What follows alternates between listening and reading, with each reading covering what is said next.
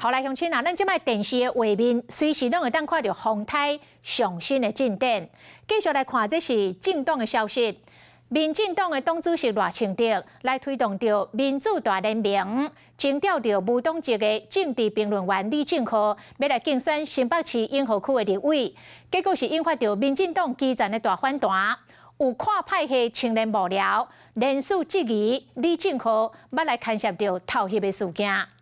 民进党伫个永和区的党部主任，嘛是现任的里长郑明恩，嘛真不满，再去宣布要报备来参选。那这民进党的发言人张志豪是来回应讲，真会当来理解到当时的心情，嘛会全力来沟通。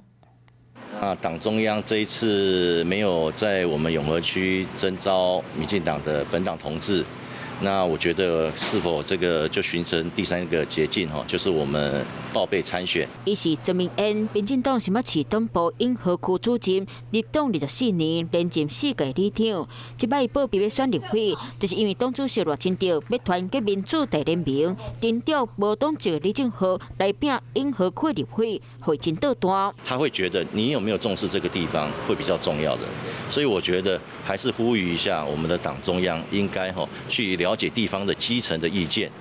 不要就一意的孤行。对于我来说，我当会持续用最柔软的身段去跟庄明渊里长来解释，不管在民主大联盟的考量，以及不管在永和这个选区的独特性的考量，入党这个选项都不是第一选项。进前个期间发推动声明，面对倒段声音，李正浩讲会放两弄，嘛是继续面前向在地老先辈请教。进前嘛捌拜会过，不过郑明恩的态度嘛是无动气。每个人都去当网红，每个人都去当名嘴，那以后我们也不需要经营地方了。我从今天开始，我都去参加我们的政论节目，这样子，然后大放大名，这样好吗？在未来这场选战，我们两个完全可以携手，我拉着他打空战，他拉着我打陆战。这件事情我觉得是一个非常好的配合。不过，即马唔闹基层倒段声音，进前李正浩牵涉偷袭的风波，嘛引起党内质疑。不管是我们征召为本党的候选人，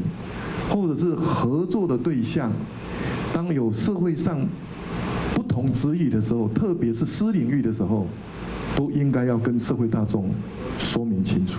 针对永和里长报备参选的代志，民进党讲对推动民主大联盟的过程，相关党籍心情拢会当理解，卖全力去瞧。不过，即摆团结的力量，煞互党内出现真侪倒段声音，到底敢会当争取的选票，也唔知影。晚间9点，邀请您与世界同步，60分钟掌握全球脉动。